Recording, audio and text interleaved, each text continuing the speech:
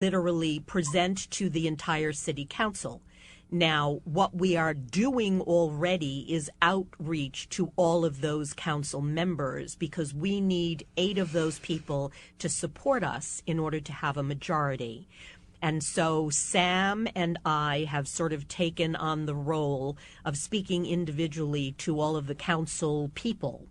And what the council then will do is they will hear our petition, and then they will assign it to a committee.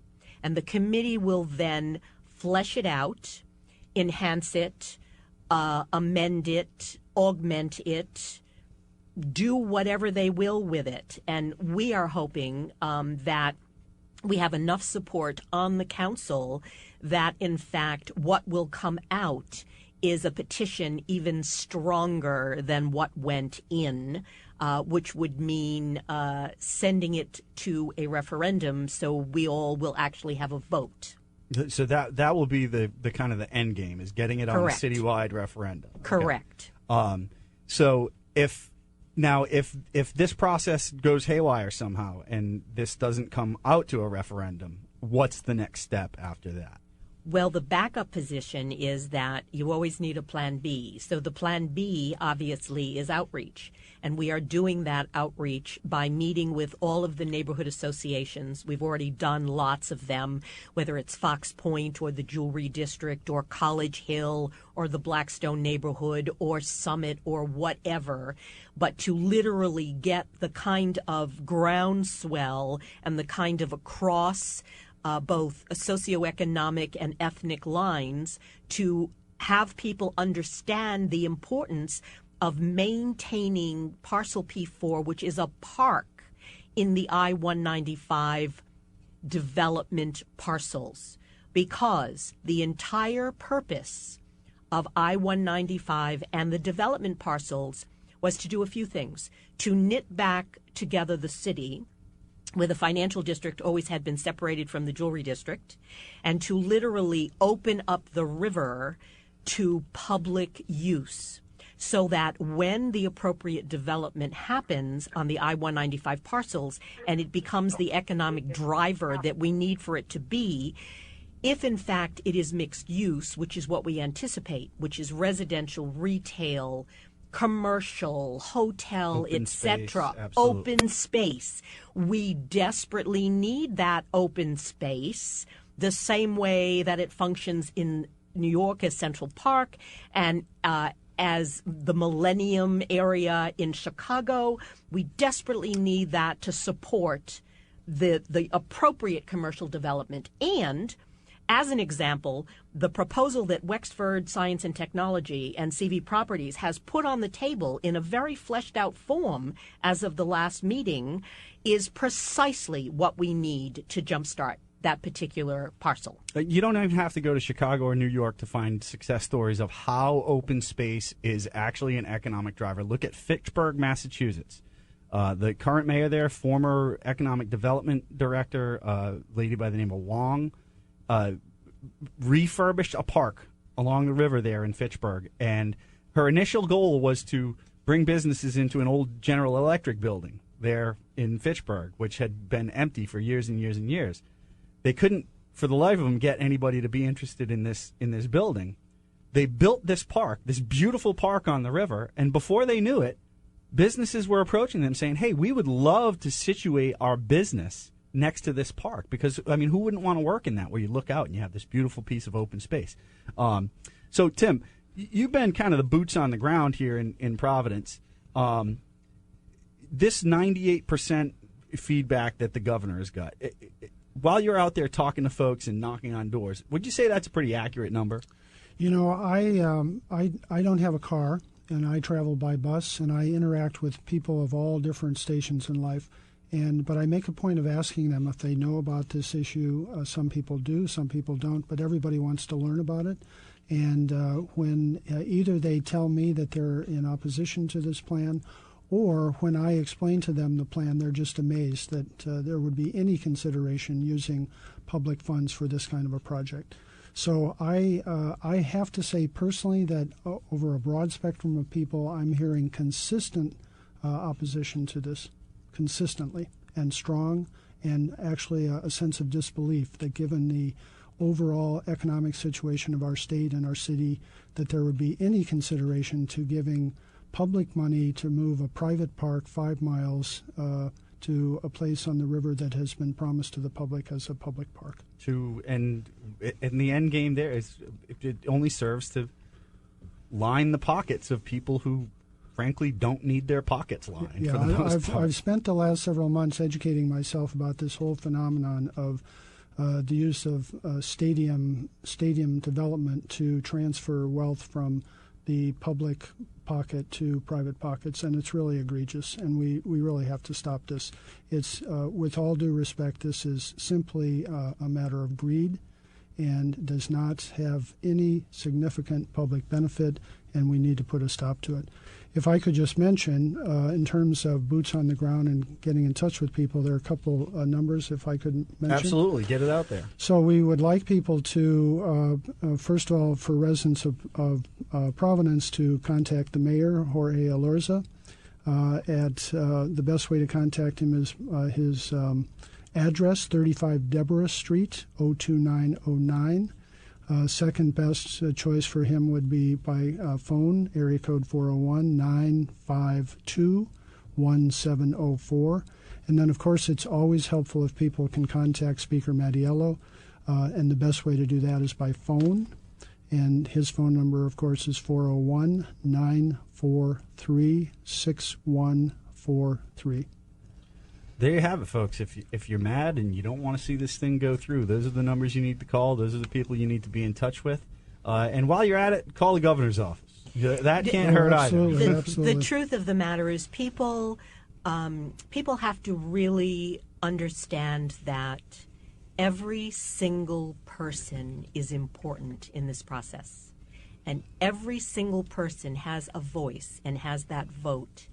And believe me, though it takes a village sometimes, every single person can make an enormous difference. Yeah. And so we really want to encourage people, not sit back, show up, speak up, stay involved, okay? Those are the key things that people have to remember with any kind of advocacy or activism. So we've only got a couple of minutes before the commercial break. Let our listeners know, obviously you're out there knocking on doors, collecting petition signatures, all over the city of Providence. Are there any kind of stationary locations that have petitions that people can go there and sign the petition at a store or at a business? Or I'm going to have Tim take that one, so go for it. One location that we have, one of one of the businesses on Hope Street is very willing to collect signatures on a walk-in basis, and that's at Frog and Toad in the Hope Street shopping area. Asher was nice enough to join us at the 195 protest that we kind of headed up over there and said a few words. He was very, very eloquent. And I think we'll actually be, somebody will probably be around Hope Street in various locations to get petitions, but we'll be continuing to gather signatures. Okay, real quick, we have a call right before we get into the commercial break here. We have, I'm sorry, that's our next guest on the line. So we're coming up to the half-an-hour mark, and you're listening to The Coalition on WPRO, 6:30 a.m., 99.7 FM, Rhode Island's home for talk and politics. This is The Coalition, and we will be back in just a few minutes.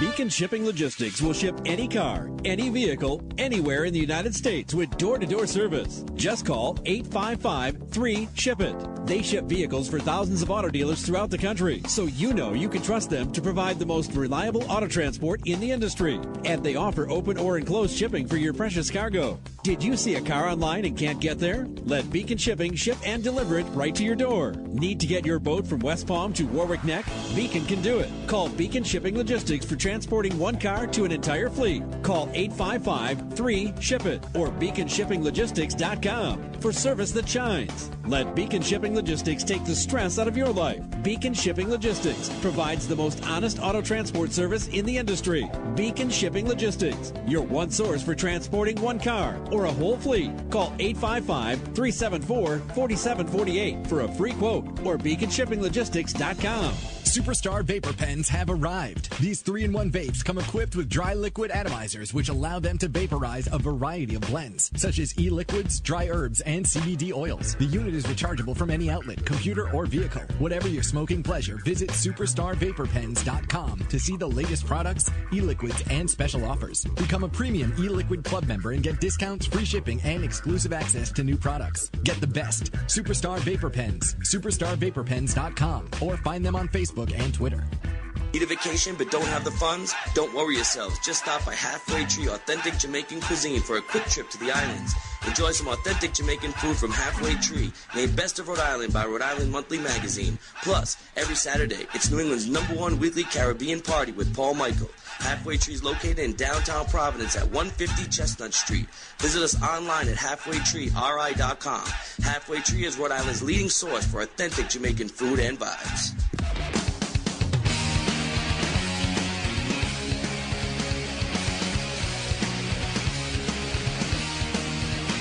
Welcome back to the Coalition. Loud and proud, outrage porn-free, civilly disobedient radio. You can find us on the web at www.coalitionradio.us, on Facebook, /The Coalition Radio, and on Twitter and Instagram at Coalition_radio. You can also find us on the nascent coalitionradio.org, internet streaming. The Coalition and some groovy music. And we're back. Pat, are you there? I am. Oh. I am.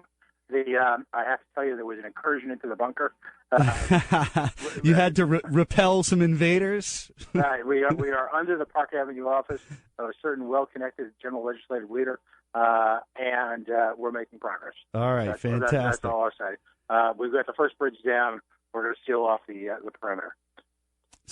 So coming up next on the show, we have Beth DeCoco. I hope I'm pronouncing that correctly. She is from the New England Conference of the Methodist Church. Yes, the United Methodist Church. The United Methodist Church. And this week, in case you missed it, the conference issued a press release along with the Law Enforcement Against Prohibition group. 600 Methodist churches signing on to this I don't know what to call it, a missive, if you will, condemning from a Christian point of view the miserably failed war on drugs that has been waged by our law enforcement agencies in this country for the last 50 years. So, Beth, are you there? I am here. All right. Thank you so much for joining the Coalition. We really appreciate it. Now, Pat, my co-host, who's on the other line, is he is, in fact, a Methodist. And yes, full disclosure, I am a practicing Methodist. And after this week in particular, I couldn't be more proud. Let me give folks a little bit of background for those who aren't familiar with the Methodist movement, as it was originally called. The Methodist movement arose out of the Protestant movement, primarily in England, and it was started by John Wesley and his brother. We proudly look back at the church's origins in the very heart of the working class of working London in the 18th century. And it was really an attempt to bring God into the homes of the ordinary man. Early services, even services today particularly, are laden with song because some of the earliest Methodists were in fact illiterate. So it's very much a working class religion. It was brought over, I believe, in 1784 to the United States. John Wesley, seeing the lack of priests available at that time, they called it that, in the post-American Revolution, chose to bring the movement across the ocean to the United States, where it's been proudly ever since. And it is often thought of as sort of a very moderate, mainstream Protestant denomination. Known more for being in the middle. And I just for the moment here, I'd like to dispute that because the Methodist Church is taken a very aggressive movement in terms of being anti-death penalty, anti-expansion of casino gambling. They're very involved in prisoners' rights. They're very supportive of the American Indian and their rights in this country. So in many respects, it's got a very proud heritage of political activism and civil rights. So Beth has been nice enough to join us. And if you can, first of all, I mean, when folks, this all came out of the New England Conference, and maybe you could